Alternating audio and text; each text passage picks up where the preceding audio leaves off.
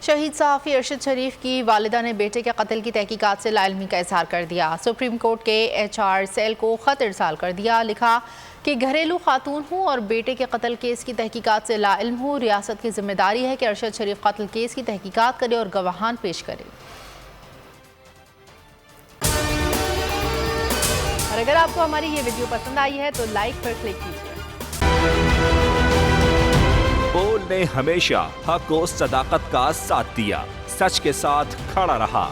ہم ہیں مثال ابر، مگر اس ہوا سے ہم ڈر کر سمٹ ہی جائیں گے، ایسے بھی ہم نے۔